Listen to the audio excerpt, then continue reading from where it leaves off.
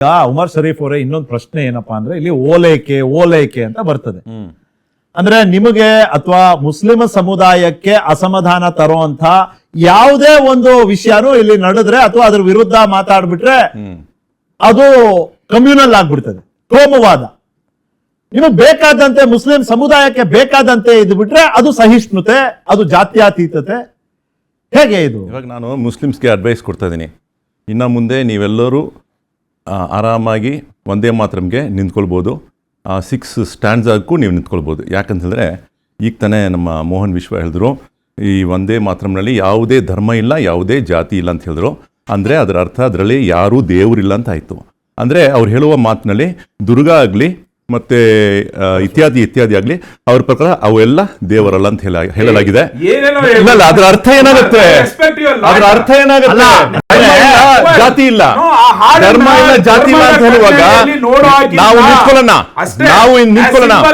ನಾವು ನಿಂತ್ಕೊಳ್ಳೋಣ. ಇವ್ರು ಹೇಳಿದಂಗೆ ಅದರಲ್ಲಿ ಧರ್ಮಾನು ಇಲ್ಲ. ಮಿಸ್ಟರ್ ಮೋಹನ್ ಹೇಳಿದ್ರು ಅದರಲ್ಲಿ ಧರ್ಮಾನು ಇಲ್ಲ, ಅದರಲ್ಲಿ ಧರ್ಮಾನು ಇಲ್ಲ, ಜಾತಿನೂ ಇಲ್ಲ.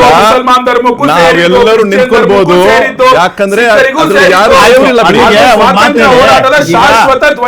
ಕರ್ನಾಟಕದಲ್ಲಿ ಪೂರ್ಣ ಪ್ರಮಾಣದ ಒಂದೇ ಮಾತರಮ್ಮು ಸ್ವಾತಂತ್ರ್ಯ ದಿನೋತ್ಸವದಂದು ಪ್ಲೇ ಆಯ್ತು, ಆಯ್ತಾ? ಕೇರಳದಲ್ಲಿ ಆಗ್ಲಿಲ್ಲ.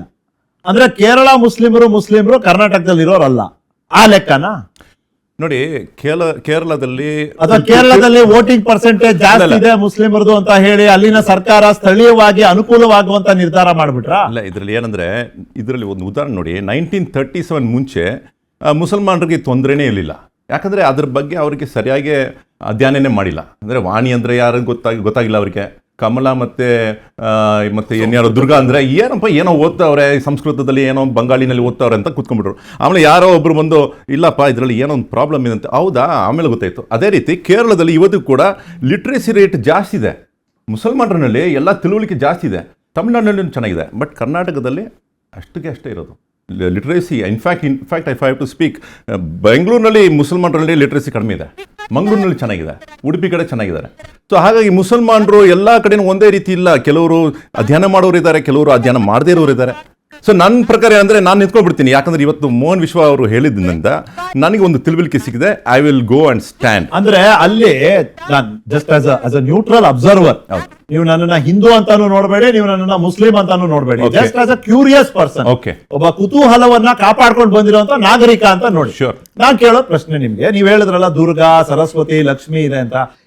ಈಗ ನನ್ನ ಮಾತೃಭೂಮಿಯನ್ನ ನಾನು ಯಾರಿಗೆ ಪೂಜಿಸ್ತೀನೋ ನಾನು ಅವ್ರಿಗೆ ಹೋಲಿಸಿ ಮಾತಾಡಿದ್ರೆ ತಪ್ಪೇನಿದೆ? ಈಗ ನೀವು ಕೂಡ ನೀವು ಅಲ್ಲಾರನ್ನ ನೀವು ಭಾರತಕ್ಕೆ ಹೋಲಿಸಿ, ಈ ಭೂಮಿಗೆ ಹೋಲಿಸಿ ಮಾತಾಡಿದ್ರೆ ನನಗೆ ಏನ್ ಆತಂಕ ಇರಬೇಕು? ನಿಮ್ಗೆ ಪೂಜನೀಯ ಸ್ಥಾನದಲ್ಲಿ ಇಡ್ತಾ ಇದೀರಿ ನೀವು ದೇಶವನ್ನ, ನಾನು ಪ್ರಶಂಸೆ ಮಾಡ್ಬೇಕಲ್ವಾ? ಅದೇ ಹೇಳೋದು. ಇವಾಗ ನಿಮ್ಗೆ ಅದು ತೊಂದರೆ ಇಲ್ಲ. ನಾವು ಅಲ್ಲಾಹ ಮತ್ತು ಈ ಭೂಮಿಯು ಒಂದು ಅಂತ ಹೇಳೋದಿಲ್ಲ. ಅಲ್ಲ ಬೇರೆ, ಭೂಮಿ ಬೇರೆ ಅಂತ ಹೇಳ್ಕೊಳ್ತೀವಿ. ನಮ್ಮಲ್ಲಿರೋದು ದ್ವೈತ ಸಿದ್ಧಾಂತ. ನಮ್ಮಲ್ಲಿ ದೇವರೇ ಬೇರೆ, ಮನುಷ್ಯನೇ ಬೇರೆ, ಭೂಮಿನೇ ಬೇರೆ ಅಂತ ಹೇಳ್ಕೊಳ್ಳುವ. ಅದ್ವೈತ ಸಿದ್ಧಾಂತದಲ್ಲಿ ಎಲ್ಲವೂ ಒಂದಂತ ಹೇಳ್ಕೊಳ್ಳುವ. ಸೊ ಹಾಗಾಗಿ ನಮ್ಮ ಸಿದ್ಧಾಂತ ಏನಂದ್ರೆ ದೇವನು ಬೇರೆ ಆಗಿದ್ದಾನೆ, ಅವನನ್ನ ಮಾತ್ರ ಆರಾಧನೆ ಮಾಡಬೇಕು. ಈ ಭೂಮಿ ನಮ್ಮ ತಾಯಿ ಅಂತ ಹೇಳ್ಕೊಳ್ತೀವಿ. ನನ್ನ ತಾಯಿಯನ್ನು ಕೂಡ ನಾನು ಆರಾಧನೆ ಮಾಡೋದಿಲ್ಲ, ನಮ್ಮ ಪ್ರವಾದಿ ಮುಹಮ್ಮದ್ ಅವರನ್ನು ಕೂಡ ನಾನು ಆರಾಧನೆ ಮಾಡೋದಿಲ್ಲ ಅಂತ ಹೇಳುವ ಧರ್ಮ ಇದು. ಅದೇ ರೀತಿ ನಾವು ಒಬ್ಬ ಮನುಷ್ಯ ಯಾವುದೇ ಧರ್ಮ ಇರಲಿ, ಅಂದ್ರೆ Umar Sharif just as a general step ಆಚೆ ಬಂದ ಒಬ್ಬ ಇಂಡಿಯನ್ ಮುಸ್ಲಿಂ ಇವತ್ತು ಬೇರೆ ಪ್ರದೇಶದ ಮುಸ್ಲಿಂಗಳಿಗಿನ್ನ ಸ್ವಲ್ಪ ವಿಭಿನ್ನವಾಗಿ ನಿಲ್ಲಬೇಕು ಅಂತ ನಿಮಗೆ ಅನ್ಸಲಿಲ್ವಾ? You are very well read man. ವಿಭಿನ್ನವಾಗಿ ನಿಂತ್ಕೊಳ್ಬೇಕಂತ ಆಸೆಗಿಂತ ಈ ದೇಶಕ್ಕೋಸ್ಕರ ಪ್ರಾಣ ಬಿಡಕ್ಕೆ ಸಿದ್ಧವಾಗಿದ್ವಿ. ಯಾವಾಗ ಬೇಕಾದ್ ಕರ್ಕೊಳ್ಳಿ, ಇವತ್ತು ಕೂಡ ಕರ್ಕೊಳ್ಳಿ. ನಿಮ್ಗೇನೋ ಮಿಲಿಟರಿನಲ್ಲಿ ಬೇಕು, ಉಮರ್ ಶರೀಫ್ ಬೇಕಂದ್ರೆ ನಾನು ಬರ್ತೀನಿ, ಜೊತೆಗಿರೋರು ಬಂದೇ ಬರ್ತೀವಿ. ಇದ್ರ ಬರೀ ಸುಮ್ಮನೆ ಮಾತಾಡೋರಲ್ಲ ನಾವು. ಈ ಭೂಮಿಗೋಸ್ಕರ ಪ್ರಾಣ ಬಿಡಕ್ಕೆ ಇವತ್ತು ಸಿದ್ಧವಾಗಿದ್ದೀನಿ. ನನ್ನ ಕರ್ಕೊಂಡು ಹೋಗಿ ಬಾರ್ಡರ್ ನಿಲ್ಲಿಸಿ, I am ready to die today to ಚರಣಗಳನ್ನ ಕೇಳ್ಬಿಡಿ ನಿಂತ್ಕೊಂಡು.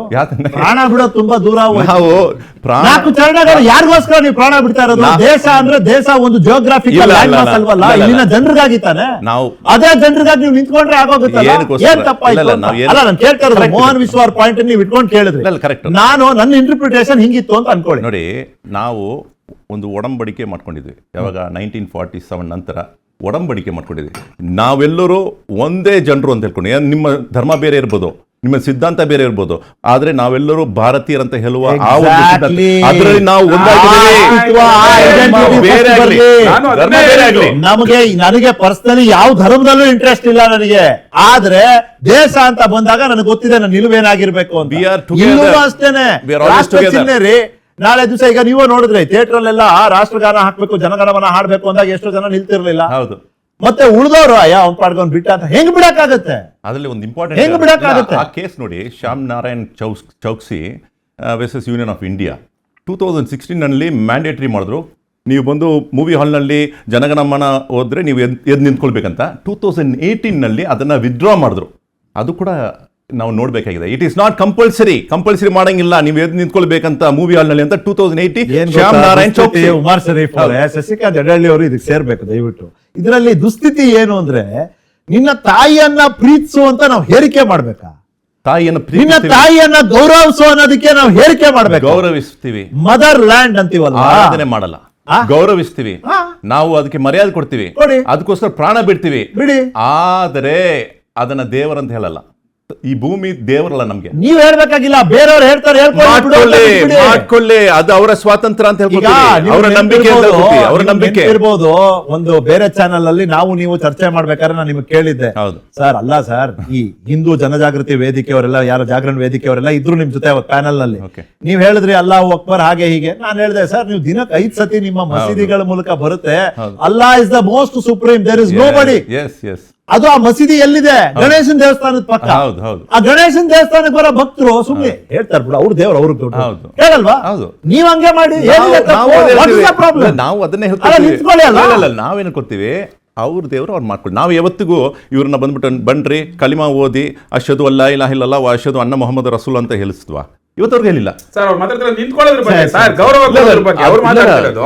ನಾನು ಹೇಳಿದ್ದು ನಿಮಗೆ ಹೇಳಕ್ ಇಷ್ಟ ಇಲ್ವಾ? ಹೇಳ್ಬೇಡಿ, ಹೇಳ್ಬೇಡಿ.